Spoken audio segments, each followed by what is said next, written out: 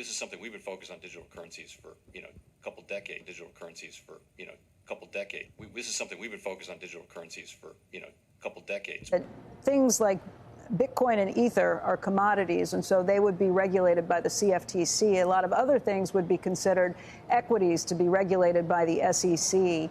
How did you come about with kind of deciding this?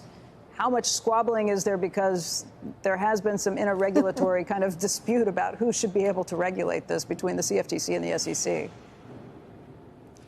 The most important goal of this legislation was to create safety and soundness, to create consumer protections, transparency, accountability, and certainty. When we met with industry leaders, they basically said, we just need to know what the rules of the road are. We've been seeking regulation from various regulators, and the delays in response have been unconscionable. And so what we did was common sense. We used existing definitions. If you're a security, you're going to pass the Howey test, which is the securities definition.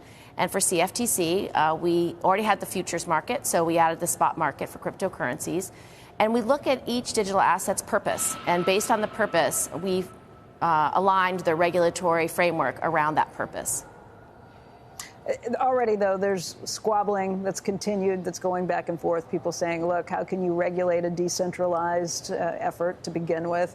And by the way, aren't there conditions where some of these things would be considered equities and should be regulated by the SEC? You're right. This has taken a really long time. And the industry is kind of pushing back, and others are, too, jumping in on this. I guess that gets me back to that original question, Senator Gillibrand. How much support do you have? Do you think that this is something that the Senate will get behind? I do, and I think this is just day one, and our goal is to make sure this goes through the 4 committees of jurisdiction. It takes a long time to build a regulatory framework for a new industry. And we expect this to go through the Banking Committee, which Cynthia is on. It'll go through the Agriculture Committee, which I'm on. It will go through Intelligence, and it'll go through Financial Services. These committees will have pieces of the bill because they only regulate parts of this industry. And regulation is necessary. You need to make sure that you have consumer protections. You need basic rules of the road, and that's what this legislation provides. We think there's going to be a lot of momentum behind this bill, having met with most of the industry stakeholders and the experts in this field. And we're just going to work with them over time to continue to improve the bill. Hey, Senators, 2 questions for you. One is, and I'm sure you saw this a little over a month ago, Fidelity, the largest 401k manager in the country, announced that they were going to offer Bitcoin to users or to consumers. Companies have to choose to allow their employees to put Bitcoin in their 401ks. The Labor Department came out and said this is a terrible idea. What do you think? I think the Labor Department's wrong. I think it's a wonderful idea. It should be part of a diversified asset allocation, and it should be on the end of the spectrum of a store of value. Obviously, if you have a fully diversified asset allocation, you have some assets that you want to produce income in the short run. You also want some assets that are just a store of value. And I think that's where Bitcoin really shines. I think it's some of the hardest money that's ever been created in the world. And for that reason, it belongs as a slice of a diversified asset allocation for retirement funds. Senator Gillibrand, you agree, disagree? No, I agree. And that's why this piece of legislation is so important and why it's so timely. Once you create basic infrastructure around these types of digital assets, where there are disclosure requirements, where they have a regulator, where there's full transparency, that is going to create the safety and soundness in the market that will give other people comfort that this is a market that is here to stay. It's one that is properly regulated and one that has oversight and accountability. And that's what this legislation is going to do. So while many people are uncomfortable with where these digital assets are being used or offered today, once a regulatory framework's put around it, there will be more comfort there. Who have you talked to, Senator Lummis, in terms of the leadership? Are they on board with this? I know you've reached out to both the left and the right. Where do you think your biggest support is coming from? We have found very receptive people on both sides of the aisle. We've met with the leaders of the Finance Committee. As Senator Gillibrand mentioned, there will be 4 committees involved in this bill. So we'll want to go through and sort out how the bill can be divided among the committees, and then continue to meet with all of their members, not just the chairs, but all of their members. The fact that we're on several of these committees helps. We've met with the chairs and ranking members of all of the committees of jurisdiction. They know we're working on it. They know our approach. They know that we're trying to just fit the digital asset world into our current regulatory framework, and have a general overview of how we're going about it. So we've had dinners, we've had breakfast, we've had briefings, we've had meetings, we've brought in speakers, we've gone to meet with them individually. Our staffs have met with their staffs. This has been a lengthy effort on our part to not only brief our colleagues, but also collect information from the stakeholders. Welcome to the Crypto Teacher. And guys, I come back with that video just to make you think. And guys, we have Senator Lummis and Gillibrand pushing the New World Order's agenda. Bitcoin and Ethereum are commodities. And we know why they're commodities, because they're for the robots, algorithms, and drones that take over the economy. And we know regulation is coming. And what did she say? Building the framework for a new industry.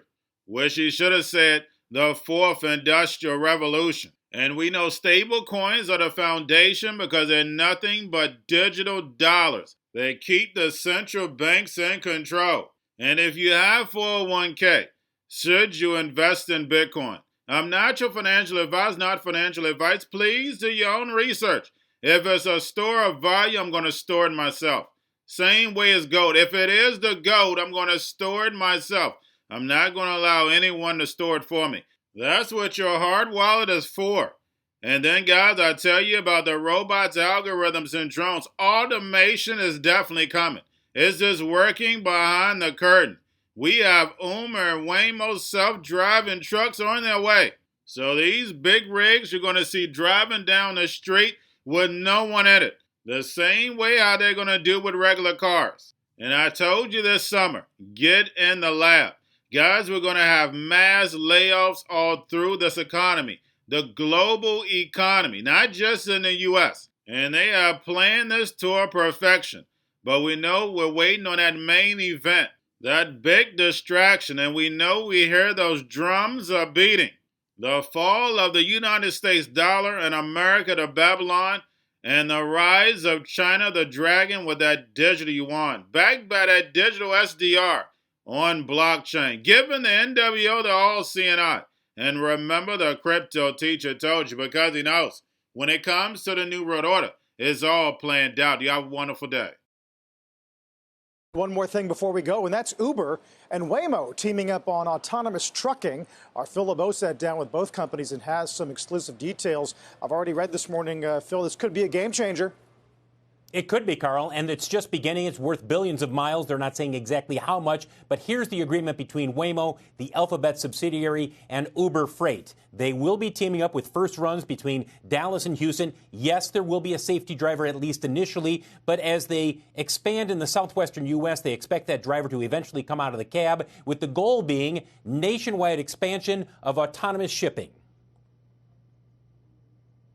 So even though we're launching on Dallas to Houston on I-45, we plan to fast follow and start to scale through Texas, west towards LA, east towards Atlanta, and really start to build out this network where every single leg adds a lot of value to our customers and those of our partners. We'll be able to optimize the network as a whole much more efficiently. So we think this will add a lot to the underlying capacity shortage that the industry is experiencing today.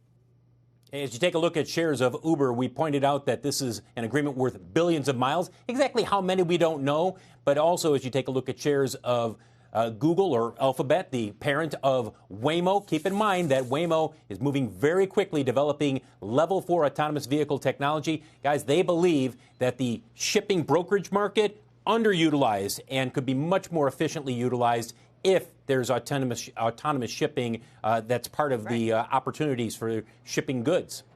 Phil, I couldn't help but chuckle a little bit when I heard about this partnership. It wasn't that long ago that here in San Francisco, I was at the courthouse covering that very bitter battle between Uber and Waymo. Yes. To see them be partners. Now, I wonder, does this clear the way for another partnership, perhaps on the consumer side, which would be a huge deal? Possibly. I think for now they're going to say we're going to strictly focus on this area and whether or not we see Uber on the consumer side and Waymo. A lot of things, a lot of hurdles need to be cleared before we could see that possibly happening. Uber, Bitcoin, self-driving cars. Combine those three together and you have the self-owning taxi. A car that is a corporation that owns itself, pays for the car lease, the car insurance, and the gasoline from the revenues it makes, giving passengers a ride, and there's not a single human involved in that matter. We're going to a different economy, and we're going to be learning more about that as we go. But clearly, we're learning that things can be done from remote locations. We're learning that technology can replace people even more than we thought. We're not going back to the same economy. We're recovering, but to a different economy, and it'll be one that is more leveraged to technology. And I worry that that is going to make it even more difficult than it was for many workers. In Silicon Valley, and my friends who work in technology know that what we did to the manufacturing workers, we are now going to do to the retail workers, the call center workers, the fast food workers, the truck drivers, and then even bookkeepers, accountants, insurance agents, lawyers, and on through the economy. So what happened to the manufacturing workers is a very clear sign. This effort, and China has big plans for this. They intend to seed their digital yuan into the global environment by giving it away to visitors at next winter's Olympics. When they arrive at the airport, they're going to get yuan digital wallets. They're going to receive digital yuan. They're going to use it throughout their visits to Beijing, and then they're going to take it back to their home countries. They see this as a huge advantage. Why? Because who controls the underlying protocols, who controls the underlying standards of the future of money will control the future of money.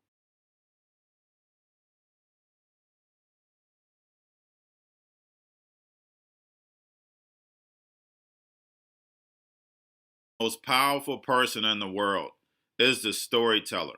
The storyteller sets the vision, values, and agenda of an entire generation to come.